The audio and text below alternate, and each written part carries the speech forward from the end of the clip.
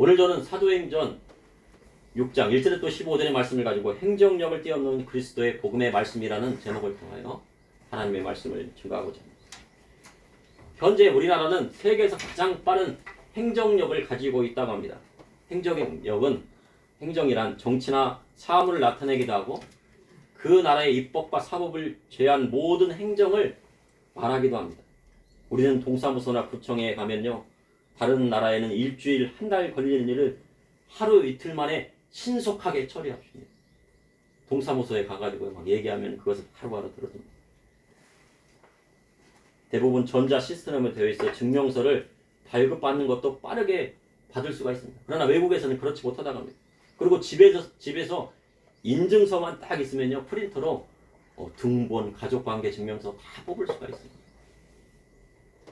그만큼 우리나라는 빠른 행정력을 가지고 있습니다. 그런데 세계 최초로 전자정부를 도입한 나라는 에스토니아로 동부 유럽 발트의 연안 끝자락에 있는 아주 작은 나라라고 합니다.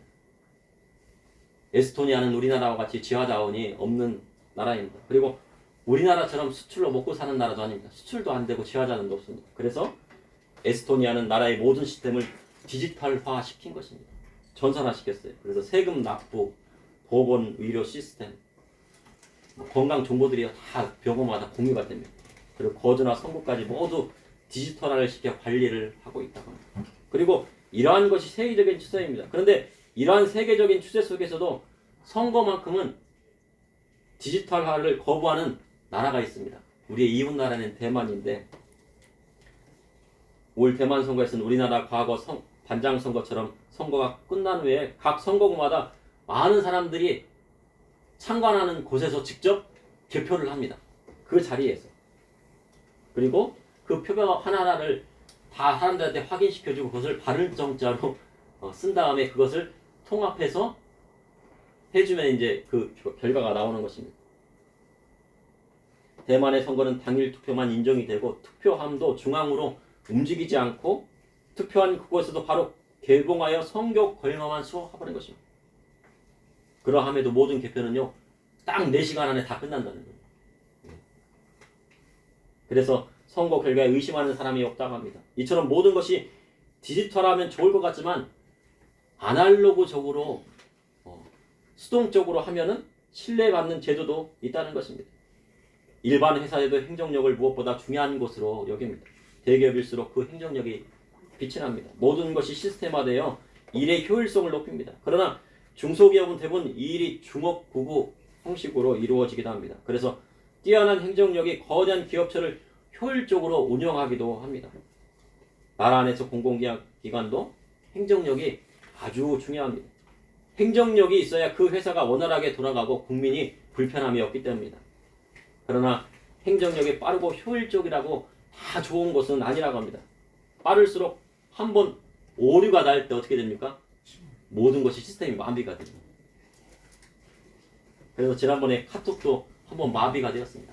모든 국민들이 다 쓰는 메신저 카톡이요, 하루 마비가 되니까 모든 것이 그냥 다 마비가 된 거예요. 뭐 배달 서비스도 뭐 어려움이 있고, 그 다음에 메시지 보내는 것도 어렵고, 회의도 카톡으로 이렇게 딱 보냈는데 그것도 어려워진 것입니다. 은행도 마찬가지입니다.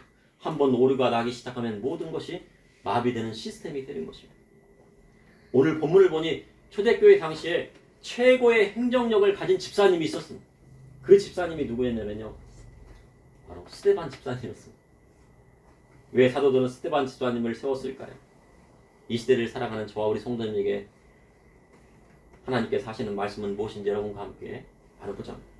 첫째, 최고의 행정력을 가진 스데반 집사님이 주님의 몸된 교회에 세워졌습니다.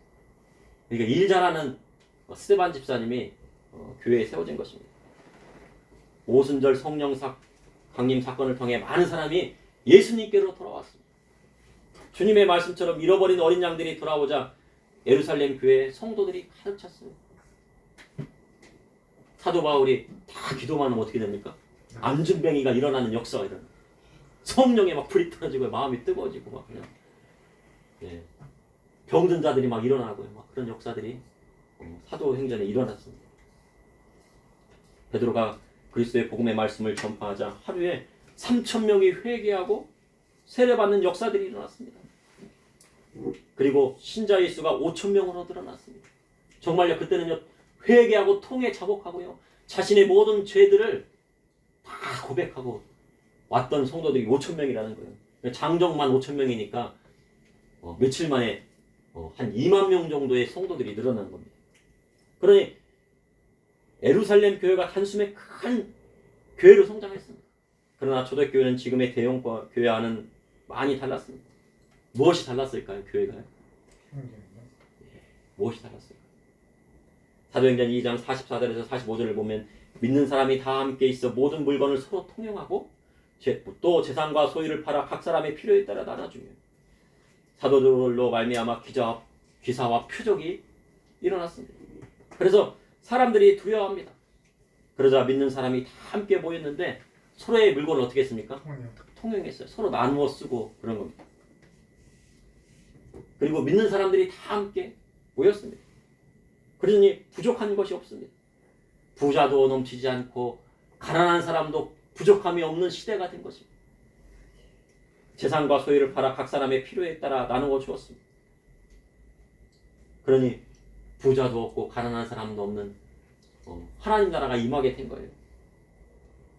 사회주의자들은요, 그런 것을 추구합니다. 유토피아를 추구하는데,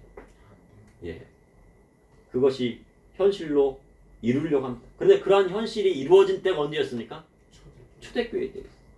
초대교회는 가난한 사람도 없고 부한 사람도 없이요, 모든 것을 서로 나누어 썼습니다. 마르크스가 말한 능력에 따라 일하고 필요에 따라 분배받는다는 사회주의 노동 분배 원칙을 실현한다고 합니다. 그러나 세상에 일하는 원칙이 실현되기가 어렵습니다. 왜냐하면 이런 원칙을 실현한다는 곳이 어디입니까? 중국이나 북한이에요. 근데 중국에 있는 공산당 최고위층 사람들의 평균 재산이 얼마냐면요, 1조 7천억 원입니다. 한 사람당. 그런데 중국에 있는 가난한 사람들은 어떻습니까? 하루에 1, 2만 원을 못 번대요.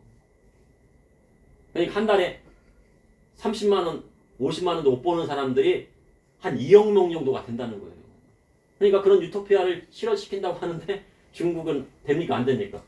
안 돼요. 그런데요, 이 자본론을 쓴 사람이 누구냐면요, 마르크스인데 이 사람은 유대인이었어요. 이스라엘 사람이었어요. 마르크스가 말한 자본론은 이 땅에 하나님 나라가 이루어질 때만 가능한 것입니다. 그러면은 이런 유토피아가 이루어질 수 있는 것이 어디입니까? 바로 우리 가정에서는 이루어집니다. 부모님. 돈이 있으면 어떻게 해요? 못난 자식한테는 어떻게 하고 싶습니까? 많이 주고 싶고, 잘난 자식한테는 뭐예요? 적게 주잖아요. 그게 공평하죠. 부한 자식도 없고 가난한 자식도 없어요. 부모님 마음 가운데는 어떤 자식만 있어요? 내가 낳은 자식, 내가 배 아파서 낳은 자식, 내가 힘들어서 길러둔 양육한 그 자식밖에 없는 겁니다. 그러니 하나님 나라는 어디에서 이루어져요? 가정 가운데 먼저 이루어지는 것입니다. 그런데 어떤 지도자는 이러한 사상을 바탕으로 우리나라에 적용을 시키려고 합니다. 그렇게 되면 어떻게 돼요? 경제가 파탄나는 거예요. 왜냐하면 사람의 마음에는 탐욕이 넘쳐나기 때문에 다 부모님 마음 같지 않고 다 사도의 마음 같지 않다는 것입니다. 사도행전 2장 46절에 40절에 날마다 마음을 같이하여 성전에 모이기를 힘쓰고 집에서 떡을 떼며 기쁨과 순전한 마음으로 음식을 먹고 하나님을 찬미하며 온 백성에게 칭송을 받으니 주께서 구원받는 사람을 날마다 더하게 하시니라. 초대교회 성도들은 날마다 마음을 같이하여 성전에 모이기를 힘썼습니다. 그리고 어디서 떡을 떼었습니까? 집에서 떼었습니까? 교회에서 떼었습니까? 교회에서 떡 뗀 게 아니고요, 집에서 뗐어요. 집에서. 성경을 보니까요, 집에서 떡을 떼었다고 합니다. 초기 교회의 모습은 대부분 무슨 교회입니까? 가정교회의 모습이었습니다. 예수 믿는 가족과 친척들을 모아놓고 떡을 떼고 순전한 마음으로 기쁨으로 음식을 먹었습니다. 떡은 어디서 떼야 됩니까? 집에서 떼야 돼요. 냉장고 문은 어디에서 열어야 돼요? 집에서 열면 돼요. 특별히 예수님 안 믿는 분들은 어떻게 합니까? 초대를 해요. 그래가지고 집에서 냉장고를 열고요, 그 다음에 맛있게 음식을 차린 다음에 음식을 또 대접하면서 하나님 말씀을 증거를 하는 것입니다. 그것이 하나님의 뜻이고 복음을 전파하는 것입니다. 그러니 하나님을 찬미하며 온 백성이 칭송합니다. 믿는 자는요, 누구에게든지 나누어주고 베풀어야 됩니다. 그래야 할 때 온 백성에게 칭송을 받는 것입니다. 그리고 구원받는 사람이 날마다 더해지는 것입니다. 그것이 바로 하나님의 나라인 것입니다. 그래서요, 교회도 주일 예배 끝나고 뷔페식으로 하면요, 교회가 부흥한대요. 근데 우리에겐 아직은 부족한 점이 있지만 음식을 서로 나누고 믿는 자가 함께 있으면 즐겁고 기쁜 것입니다. 그러나 그것으로 끝이 나면 안 됩니다. 초대교회 하나님 나라가 임하였지만 그 후에요, 큰 핍박이 예루살렘에 왔어요. 그러니 믿음의 성도도 우리끼리만 즐거우면 안 됩니다. 어떻게 됩니까? 주일날 찬양하고 기도하고 예배했으면 교회에 있으면 돼야 안 돼요. 전도하러 세상에 나가야 되는 것입니다. 교회에 있는 것이 좋다고 날마다 교회에 있으면요, 세상에 나가 전도할 수 없는 것입니다. 세상에 나아가 그리스도의 복음의 말씀을 세상에 나가야 그리스도의 복음의 말씀을 전할 수 있는 것입니다. 이제 예루살렘 교회의 규모가 커지고요, 믿는 자들이 많아지니 문제가 생겼습니다. 사도행전 6장 1절의 말씀 다 같이 합독하시겠습니다. 그때에 제자가 더 많아졌는데 헬라파 유대인들이 자기 과부들이 매일 부재에 빠짐으로 히브리파 사람을 원망하니, 초대교회의 물건을 통용하고 자기 재산과 소유를 팔아 각 사람의 필요에 따라 나누어 주었는데 특별히 구제 사역에 힘을 썼다는 거예요. 가난한 사람들을 위해서 힘을 썼다는 것입니다. 성경에는 우리가 도울 사람들을 누구라고 그랬습니까? 고아와 과부와 그리고요, 나그네와 또 한 명 또 있습니다. 가난한 내인을 도우라고 그랬어요. 특별히. 고아는요, 부모님이 계시지 않고 돌봐줄 형제나 친척이 하나도 없는 경우를 말합니다. 만약에 부모님이 일찍 돌아가셨다고 하면요, 어떻게 됩니까? 고아원에 보내야 됩니까? 보육원에 보내야 됩니까? 어떻게 해야 돼요? 성경적으로 하면 부모님이 일찍 다 돌아가셨어요. 그러면요, 그 친척, 형제나 친척이 우선 돌봐야 하는 것이 하나님 말씀입니다. 그래야 예수님 믿는 사람이에요. 아, 친척 중에서 누가 다 돌아가시고 조카만 남았어요. 그러면 어떻게 해야 돼요? 그 조카 데려다가 키워야 돼요. 보육원, 고아원 보내지 말고. 그것이 하나님 뜻이에요. 그러한 경우가 바로 하다사의 경우입니다. 하다사가 누굽니까? 하다사는 에스더의 본명입니다. 에스더는 부모님을 일찍 여의고 사촌 오빠인 나이 많은 모르드게가 그를 자식처럼, 사촌 오빠가 한 60살 됐는데 한 20살짜리 누구의 사촌 동생 에스더를 자식처럼 키우는.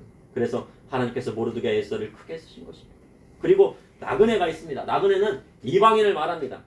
우리나라에 외국인들이 일하러 많이 옵니다. 그래서 그들을 도와줄 책임이 있는 것입니다. 따뜻하게 대해주고요, 따뜻한 밥 먹여주고요. 그리고 월급도 주잖아요. 월급도 줘서요, 어디로 보내야 돼요? 그 나라로 보내야 돼요. 그리고 가난한 내인은 20년 이상 외국에서 선교사로 사역하신 분들을 말합니다. 오지 시골에서요, 어르신들 한 두세 분 모여놓고요, 하나님 말씀 증거하는 분들도 있습니다.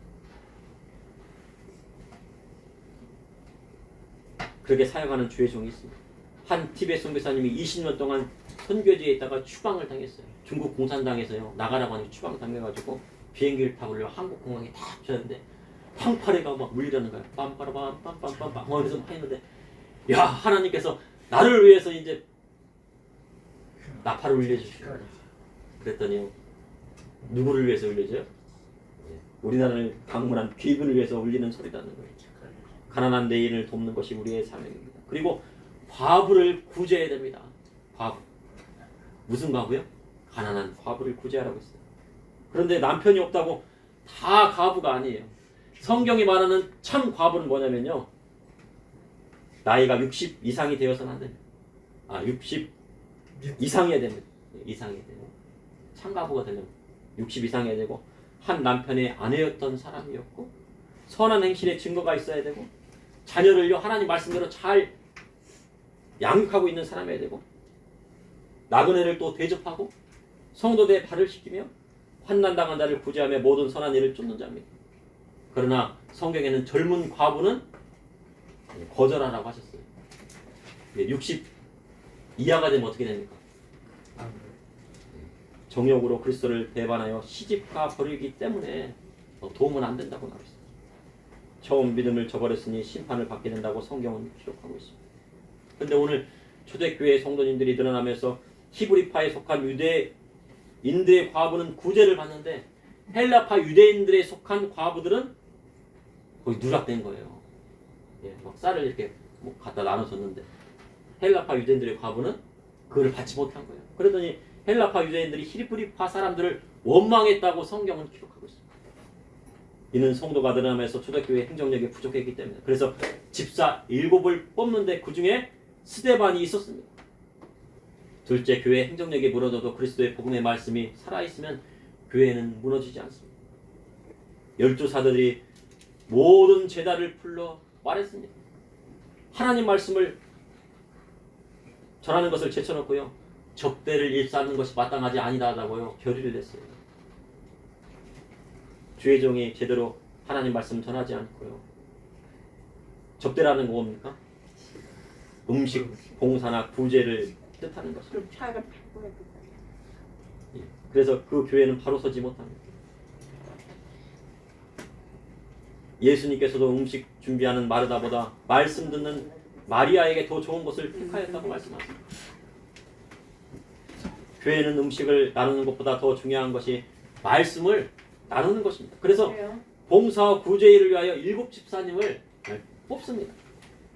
사도행전 6장 3절에 형제들아 너희 가운데 성령과 지혜가 충만하여 칭찬받는 사람 7을 택하라. 우리가 이 일을 그들에게 맡기고 우리는 오로지 기도하는 일과 말씀 사역에 힘쓰니라. 7 집사는 성령과 지혜가 충만한 사람이다. 아무나 집사의 자격을 주는 것이 아닙니다. 디모데전서 3장을 보면 집사는 어떤 직분입니까? 예, 정중해야 돼요. 정중하다는 것은요, 예의가 바라야 된다는 거죠. 예의가 있어야 되고 일구이연하지 않습니다.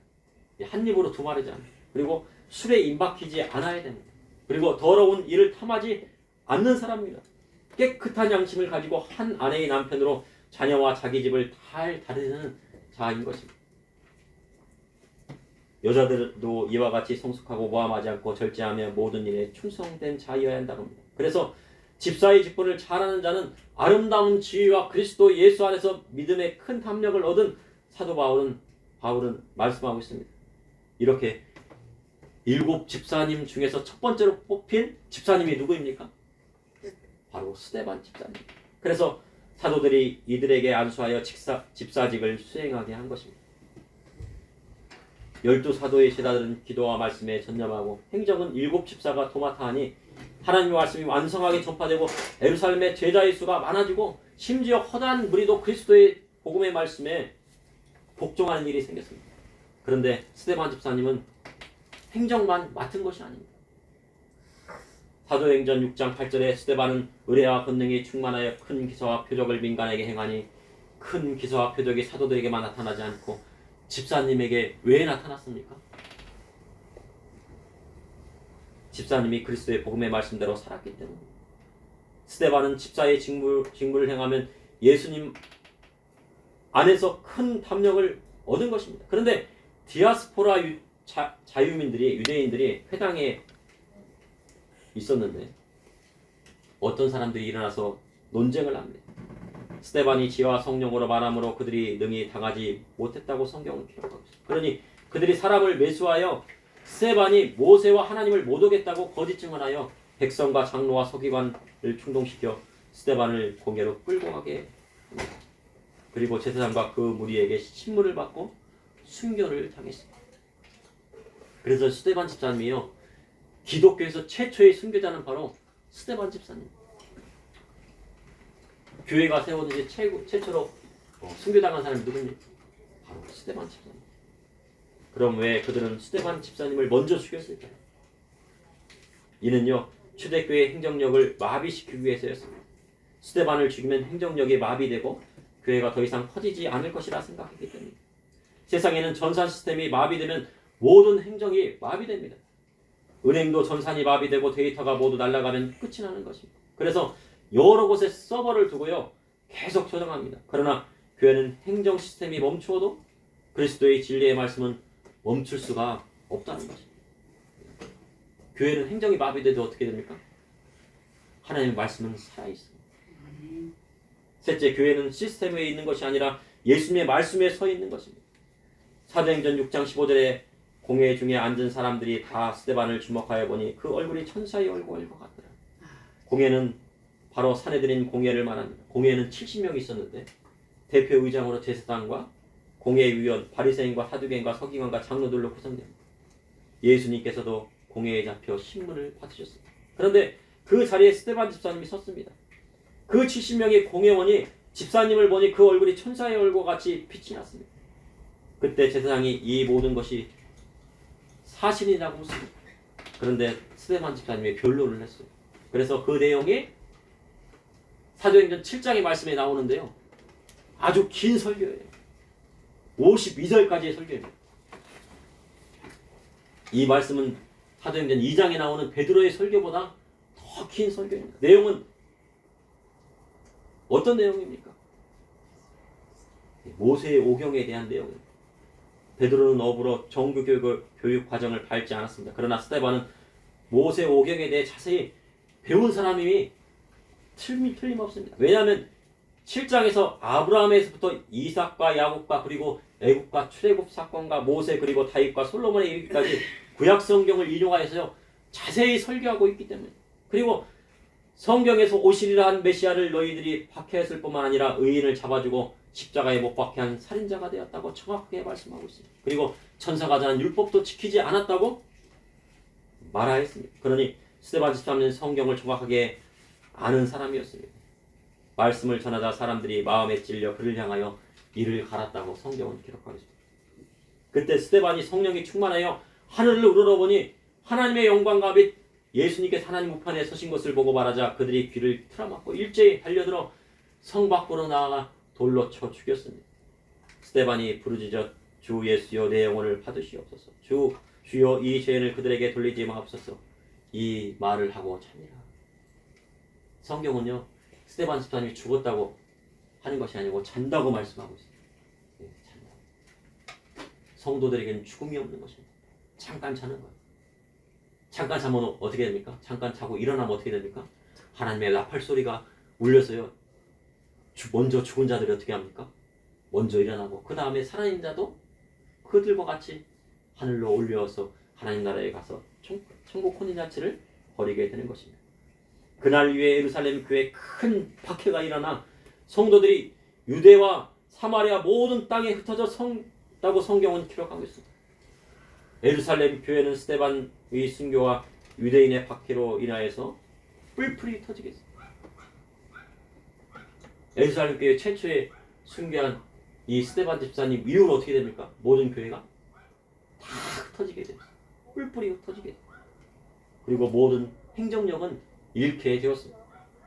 그러나 행정력이 무너졌다고 교회가 무너지는 것이 아닙니다. 시스템이 무너졌다고 교회가 없어지는 것이 아닙니다. 그래서 믿음의 성도는 교회의 모든 행정력이 무너져도 설 수 있도록 진리의 말씀을 바로 알고 바로 서 있어야 하는 것입니다. 오늘 아까 우리 성도님하고 같이 새로 오신 분하고 같이 하시는데 그 전부터요, 우리 성령의 목사님이요, 하나님 말씀을 막 그렇게 증거하시고요, 간증을 막 그렇게 증거하시고. 근데 금방 가버리네. 아직 예, 그래도요, 우리 성령의 목사님은요, 오시느라고. 성령의 목사님은 그냥 혼자만 있어도 교회가 되는 거예요. 예, 행정력이 없어도 돼요. 예? 시스템이 없어도 돼요. 왜냐면요, 그 자리에서 하나님 말씀 증거하시잖아요. 복음 전하시잖아요. 그거에 하나님께서 다 그 하늘의 상급으로 다 쌓아주셨어요. 하나님 말씀은요, 들을 귀가 있어야 들을 수 있습니다. 마음 문이 열려야 들을 수가 있고요. 아무나 듣는 말씀이 아니고요. 예. 예수님께서 뭐라고 하셨습니까? 다른 데로 가지 말고 이방인으로도 가지 말고 이스라엘의 잃어버린 양을 찾아가라고 하셨어요. 그런데요, 아무튼 다 전해야 됩니다. 코로나 당시에 교회의 모든 행정력이 어떻게 됐습니까? 무너졌어요. 큰 교회나 작은 교회나 다 무너졌어요. 큰 교회도 10명, 작은 교회도 10명, 큰 교회도 5명, 작은 교회도 5명. 모든 것이 통제당하고 예배의 자유도 없었습니다. 그리고 이제 그러한 일이 다시 있으면 자동으로 교회를 폐쇄할 수 있는 법이 또 마련이 되었대요. 그래가지고 이제 전염병이 다시 오게 되면 어떻게 됩니까? 교회는 자동으로 문 닫아야 돼요. 백화점이나 지하철은 다 열어줘요. 그 법이 통과돼요. 그러니까 그 법 아래 이제 교회가 있게 되면 어떻게 됩니까? 모든 시스템은요 다 무력화되는 거예요. 근데 우리 송영희 목사님 같은 분은 그런 시스템이 무너져도 하나님 말씀 증거하고 하나님 말씀 전하고 계시는 거예요. 그렇다고요. 교회가 무너지는 것이 아닙니다. 핍박이 온다고 해서 교회가 무너지는 것이 아니라 더욱 번창하는 것입니다. 그것은 예수님의 생명의 말씀이 우리 안에 있기 때문입니다. 그러한 때는 성도가 각자 교회가 되어야 하는 것입니다. 성도님들의 가정이 교회가 되어야 됩니다. 그것은 지금부터 준비하셔야 합니다. 그래야 할 때 행정력은 무너져도 교회는 다시 일어날 수 있는 힘이 있는 것입니다. 세상의 모든 행정은 법 시스템 아래에 놓여 있습니다. 그럼 법 시스템은 누가 만듭니까? 법은 누가 만들어요? 바로 우리 성도님들이 한 표 한 표 뽑으시는 국회의원들이 만들게 되는 것입니다. 그래서 그들이 법을 만들고 그 법 아래에 행정 시스템이 들어오게 됩니다. 그러니 선거가 얼마나 중요합니까? 뭐 선거 하신 분도 계시고 또 안 하시고 이제 또 수요일날 가서 하신 분도 계신데 선거가 그만큼 중요해요. 선거 결과에 따라 법 시스템이 바뀌고 행정도 달라지게 되어 있습니다. 그런데요, 그 대표적인 예를 한번 들어보라면요, 결혼을 또 들 수도 있습니다. 우리가 살아가는 사회 속에요, 교회와 가정이 이루어지려면 먼저 결혼을 해야 돼요. 근데 세상에서요, 결혼하는 것은요, 아주 쉽다고 합니다. 왜 쉬워요? 행정적으로 따졌을 때 구청에서요, 혼인신고만 하면요, 5분 안에 법적으로 결혼이 됩니다. 저도 혼인신고 할 때요, 둘이 간 게 아니에요. 제가 갔어요. 혼인신고 딱 하니까요, 딱 결혼이 되더라고요. 그러니 부모님 허락을 안 받아도 성인이 서로 결혼한다고 하면 혼인신고할 수 있는 행정적인 시스템이 되어 있어요. 그래서 성경은 뭐라고 합니까? 두 사람이 서로 좋아하고 결혼하고 싶어도 누구의 허락을 받으라고요? 예? 목사님 허락을 받아요? 아니요. 누구예요? 부모님 허락 받으라고요. 부모님. 성경은 그렇게 말씀해요. 먼저는 둘이 사랑해야 되겠죠. 둘이 결혼하고 싶은데 억지로 결혼하면 안 돼요. 그 다음에 누구의 허락 받으라고요?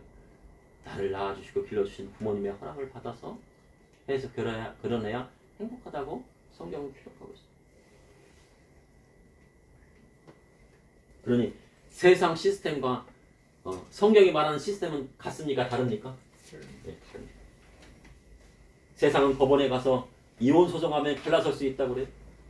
그렇게 법적인 시스템 아래에 가면요, 이혼할 수가 있습니다. 그러나 마가복음 10장 8절에서 9절에 보면 예수님께서 결혼하면 남녀가 한 몸이 되어 하나님이 짝지어 주신 것을 나누지 못한다고 말씀하고 있는 거예요. 그러나 세상은 어떻습니까? 법관이 3개월 동안 좀 숙려 기간을 보내세요. 그래도 마음에 안 든 사람은 어떻게 합니까? 예.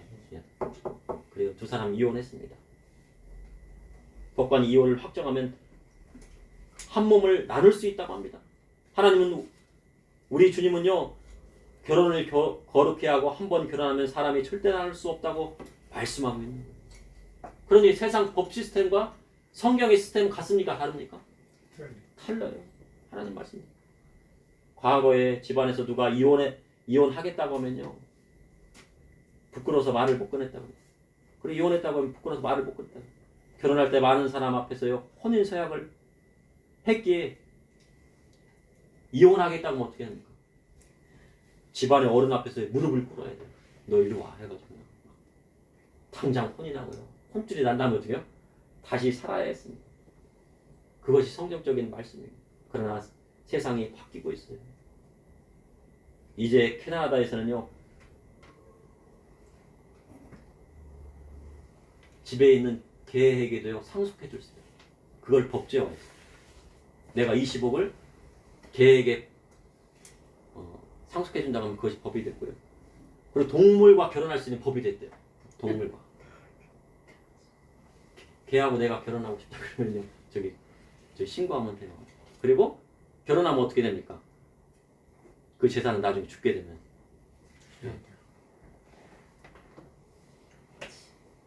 이러한 법을 누가 만들었습니까?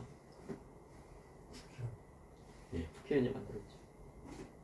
OECD 국가 대부분의 나라들이 남자와 남자의 결혼을 합법화했다고요. 그리고 여자와 여자의 결혼을 합법화했다고요. 이제 어느 나라 남았습니까 이제? 여기 옆에 있는 이제 일본, 대만은 벌써 통과됐고요.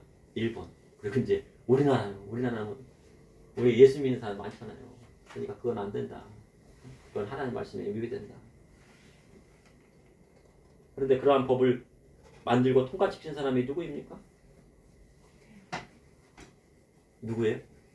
그러한 법을 만들고 통과시킨 사람이? 예? 국회의원들입니다. 예. 그런데 분명 선거는 꼭 해야 돼요. 왜냐하면 한 표를 행사해야 국민으로서의 주권을 행사하는 거예요. 그 표를 행사해야 국민을 우습게 보지 않는 거예요. 매일 선거 때마다 국민의 종이라고 하지만은 막상 가면 어떻게 돼요?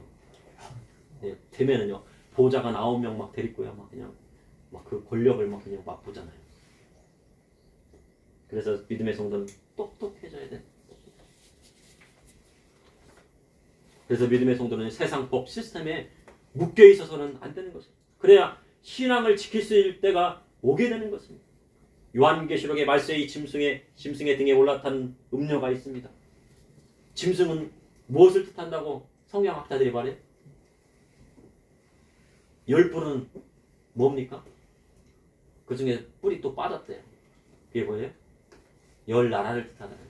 그 짐승은 뭐예요? 국가 시스템을 말하는 거예요. 그리고 음료는 뭐합니까? 성경학자들이 그렇게 해요. 타락한 교회를 뜻한다고 얘기를 합니다.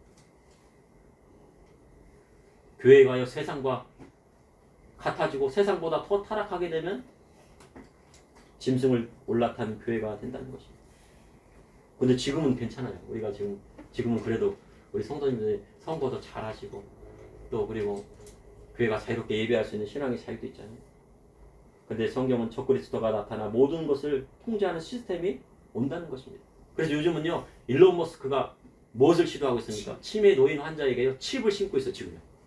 진짜 심었어요. 지금 심어가지고 이제 알츠하이머라든가 뭐 이런 환자들에게 심고요. 또 그리고 장애인들에게 또 하는 사람들 심어요. 그래가지고 이제 그 생각만으로 로봇을 통제할 수 있는. 근데 그것이요 사람들의 이야기는 2, 3년 안에 이루어질 일이라고요. 3, 4년 안에 이루어집니다. 그래서 믿음의 성도는 무엇에 묶여 있으면 안 됩니까? 세상 시스템에 묶여 있으면 안 됩니다. 그럼 세상의 법과 행정 시스템에 묶여 있지 않으려면 어떻게 됩니까? 바로 진리의 말씀에 서 있으면 되는 것입니다. 우리 소경희 목사님처럼 하나님 말씀을요 증거하고 나누고 할 수 있어야 돼요. 그래야 할 때 성도로 믿음을 지키고 그리스도의 그리스도의 복음의 말씀대로 살 수 있는 것입니다. 그래야 세상의 자녀 세대를 지킬 수 있는 거예요. 특별히 교회는요 결혼을 귀한 것으로 여기고요. 자녀 세대를 어떻게 해요? 뭘로 어떻게 양육해야 돼요? 순결하게 양육해야 돼요. 우리 세대도 못했을지라도 어떤 세대요? 다음 세대요. 아들 세대요.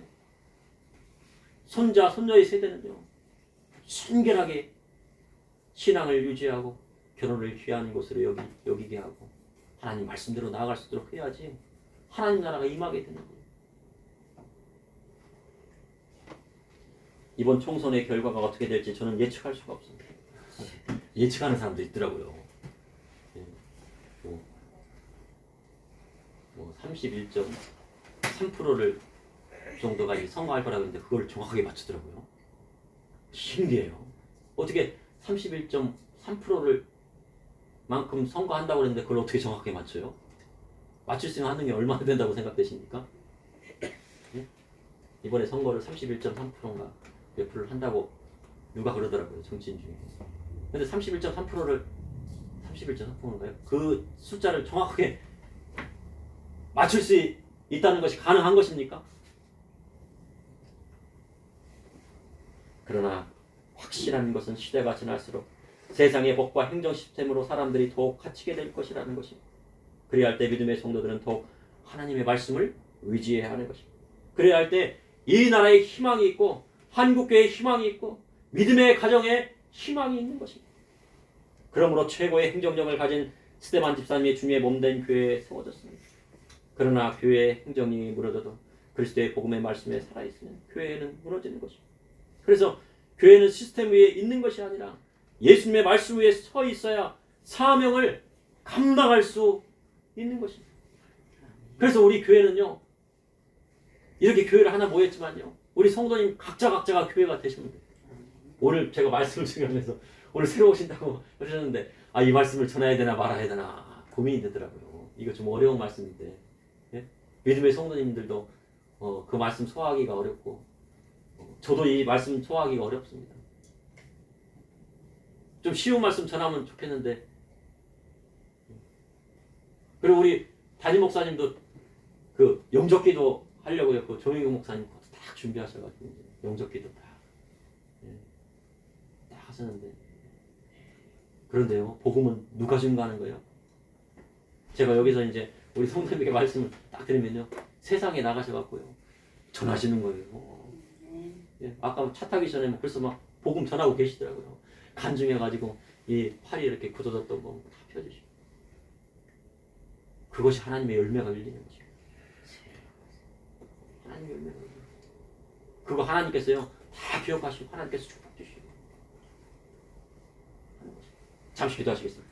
사랑해 주님, 오늘도 감사합니다. 주님의 사랑과 은혜로 이렇게 주일 예배 드리게 하여 주니 감사합니다.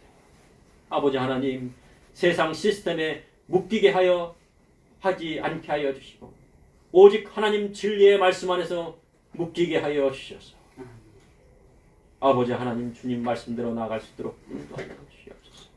아버지 하나님, 우리 성도님들의 마음 어루만져 주시고 아버지 전도하고 싶은 그 마음에 열정이 있사오니 아버지 그 마음 가운데 아버지 불을 붙여주시고 아버지 하나님, 그 열매가 열리지 않는다 할지라도 하늘나라의 상급이 쌓이는 것을 깨닫고 아버지 하나님 기뻐함으로 주님 앞에 나아갈 수 있도록 주님 인도하여 주시고 인도하여 주시옵소서. 마음대로 축복하여 주시옵소서. 예수님 여러분을 비옵나이다. 아멘. 잠시 기도하시겠습니다. 잠시 기도하실 때 오늘 성찬을 위해서 기도해 주시고, 그리고 우리나라 지금 선거하고 있습니다. 예. 저는 어떤 사람이 좋은 사람이 어떤 사람이 안 좋은 사람인지 잘 모르겠습니다. 그러나 우리 성도님들은 그것을 잘 분별하셔서 선거를 잘 하시고, 또 그리고 한국교회가 세워질 수 있도록 기도해 주시고, 오늘 우리 성도님 한 분 오셨는데 또 중간에 가셨지만은 그 차를 잃어보셨대요. 그 차를 잘 찾을 수 있도록. 사울이 어떻게 해요? 나귀를 잃어버렸잖아요. 그랬는데 나귀를 잃어버렸는데 어떻게 됩니까?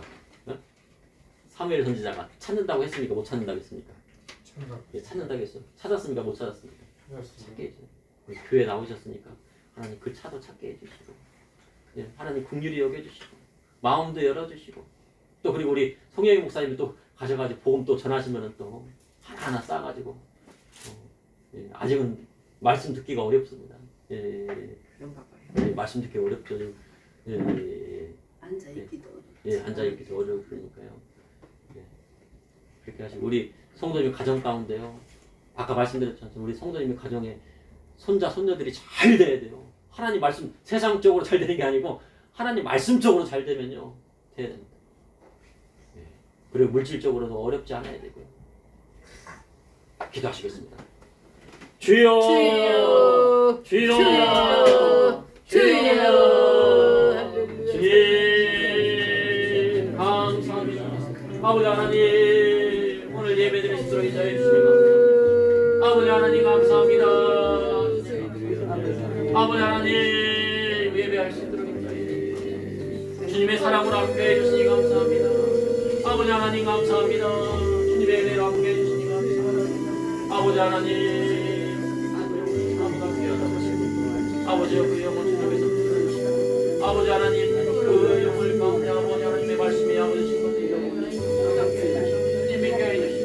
인도하여 주옵소서. 아버지 하나님, 아버지 하나님, 아버지 주님의 말씀을 합니다. 아버지 하나님의 놀라운 것들과 아버지 하나님의 사랑을 아버지 하나님, 아버지 하나님, 오늘 성찬을 아버지 하나님, 다시 한번 더 깨닫게 하여 주시고 모든 것을 주께 감사합니다. 예수 그리스도 이름 받들어 감사하는 드렸습니다. 아멘. 우리가 찬송가 227장 들으면서 성찬의 마음을 준비하겠습니다. 주 앞에 성찬 받기 위하여